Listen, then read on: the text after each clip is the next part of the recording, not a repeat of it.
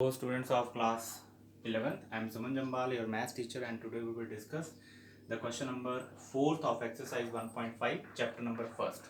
तो बच्चे question number 4th हमारे पास है, if universal set is given to you, the element of universal set 1 2 3 4 5 6 7 8 and 9 and A set दे के रखा हमें, elements हैं 2 4 6 8 and B set के element है 2 3 5 and 7. Verify that A union B whole complement is equal to A complement intersection B complement. Clear to all of you? तो यहाँ पे हमारे पास सबसे पहले हमने A union B find out करना है. This is the De Morgan's law. Clear to all of you? तो first of all we find out A union B. Now A union B ये हमने निकालना पहले. A सेट के element है 2 4 6 8.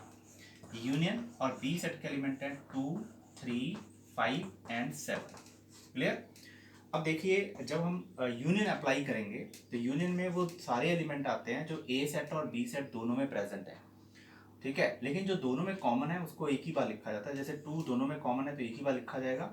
फिर 3 4 5 6 7 and 8. This is a union b. Now we find a union b whole complement. अब हमने ए यूनियन बी का कॉम्प्लीमेंट फाइंड आउट करना है. क्लियर? तो ए यूनियन बी का कॉम्प्लीमेंट क्या होगा?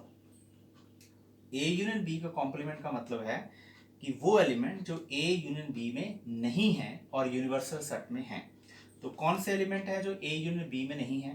तो देखिए, एक तो 1 ये ए यूनियन बी में नहीं है और यूनिवर्सल सेट में है, और एक 9 ये ए यूनियन बी में नहीं है और यूनिवर्सल सेट में है. क्लियर? तो यहाँ पे दो ही एलिमेंट हैं जो ए यूनियन बी में नहीं है और यूनिवर्सल सेट में है, तो वो ए यूनियन बी के कॉम्प्लीमेंट में जाएंगे. अब ये हमारे पास आ गई left hand side. Clear to all of you? तो ये लेफ्ट हैंड साइड है इस क्वेश्चन की. तो यहाँ पे लेफ्ट हैंड साइड हमने निकाल लिया है. Clear to all of you? Next हम निकालेंगे राइट हैंड साइड. अब राइट हैंड साइड निकालने के लिए हमें A complement, right hand side है A complement intersection B complement, that is A complement intersection B complement. तो उसके लिए हमें पहले ए कॉम्प्लीमेंट लेना पड़ेगा. ठीक है, तो ए कॉम्प्लीमेंट क्या है? इसके नीचे चल रहा हूं मैं. What is A complement? A complement means वो एलिमेंट जो ए में नहीं है और यूनिवर्सल सेट में है. तो कौन से एलिमेंट हैं जो ए में नहीं है और यूनिवर्सल सेट में है? जैसे 1 ए में नहीं है, यूनिवर्सल सेट में है. 2 ए में है. 3 ए में नहीं है जो यूनिवर्सल सेट में है. 4 ए में है. ठीक है, 5 ए में नहीं है और यूनिवर्सल सेट में है. 6 ए में है. 7 ए में नहीं है और यूनिवर्सल सेट में है, और 9 भी ए में नहीं है और यूनिवर्सल सेट में है. This is the complement of a set. Next हम फाइंड आउट करेंगे बी कॉम्प्लीमेंट. तो बी सेट हमारे पास ये है. यहाँ पे हम वो एलिमेंट लिखेंगे, ठीक है, जो बी सेट में नहीं है और यूनिवर्सल सेट में है. जैसे 1 बी सेट में नहीं है, यूनिवर्सल सेट में है, कॉम्प्लीमेंट में जाएगा.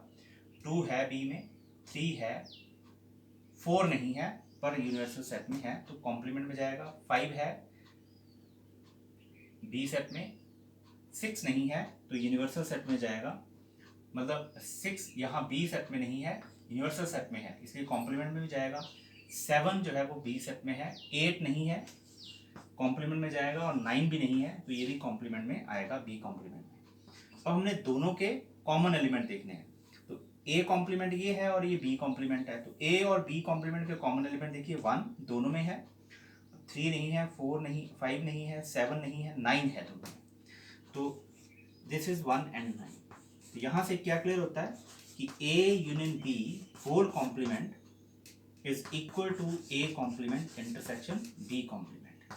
Clear to all of you? That is left hand side is equal to right hand side. First part जो है हमारा इसका प्रूव होता है. Clear to all of you? Next part में चलेंगे. तो नेक्स्ट पार्ट हमारे पास है बेटा,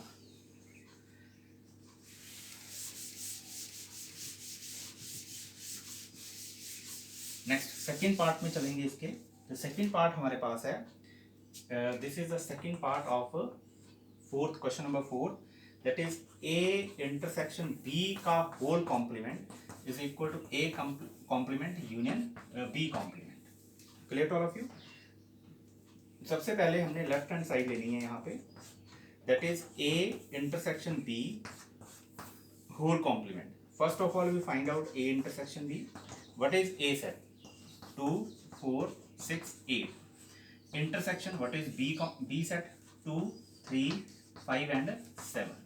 ठीक है, अब इन की इंटरसेक्शन क्या होगी, ए मतलब ए इंटरसेक्शन बी क्या आएगा, तो ए इंटरसेक्शन बी हमारे पास आएगा जो दोनों के कॉमन है, जैसे 2 दोनों में कॉमन है तो 2 इंटरसेक्शन में जाएगा, 4 नहीं है, 6 नहीं है, 8 नहीं है, सिर्फ 2 ही कॉमन है, तो यहाँ पे ए इंटरसेक्शन बी में सिर्फ 2 आएगा। Now we will find out a intersection B का होल कॉम्प्लीमेंट। तो ए इंटरसेक्शन बी के होल कॉम्प्लीमेंट में कौन कौन से एलिमेंट होंगे, वो एलिमेंट जो ए इंटरसेक्शन बी में नहीं है और यूनिवर्सल सेट में है। तो कौन कौन से एलिमेंट हैं जो ए इंटरसेक्शन बी में नहीं है, 1, 3 मतलब 2 को छोड़ के बाकी सारे, 1, 3, 4, 5, 6, 7, 8 and 9। Clear all of you. Next step हमारे पास है राइट हैंड साइड। तो राइट हैंड साइड में हम निकालेंगे जैसे a complement union B complement. Clear. तो ए हमारे पास सेट, ए सेट के एलिमेंट है 2, 4, 6, 8, इसका कॉम्प्लीमेंट यूनियन बी सेट है 2, 3, 5 एंड 7, इसका कॉम्प्लीमेंट।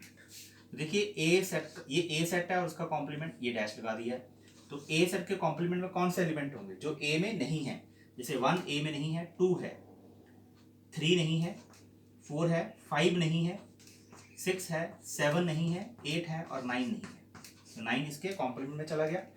यूनियन, अब ए बी सेट का कॉम्प्लीमेंट निकालना है, तो बी सेट में कौन कौन से एलिमेंट नहीं है और यूनिवर्सल सेट में है, 1 नहीं है बी में, 2 है, 3 है, 4 नहीं है, 5 है, 6 नहीं है, 7 है, 8 नहीं है और 9 भी नहीं है। तो इन दोनों की यूनियन क्या रहेगी, यूनियन में दोनों के कॉमन सभी एलिमेंट आ जाएंगे और जो दोनों में प्रेजेंट है उसको एक बार लिखेंगे। तो 1, 3, 4, 5, 6, 7, 8 एंड 9। तो this is the a complement union B complement. तो देखिए दोनों इक्वल आ रहे हैं, इसका मतलब ये हुआ कि left hand side equal to right hand side. Clear, मैं यहां से मिटा रहा हूं। It means left hand side is equal to right hand side for implies a intersection b whole complement is equal to A complement union B complement, hence proved. तो ये भी second part आपका प्रूव्ड होता है। Clear to all of you. This is the solution of question number 4 of exercise 1.5. Clear to all of you? Thanks for watching.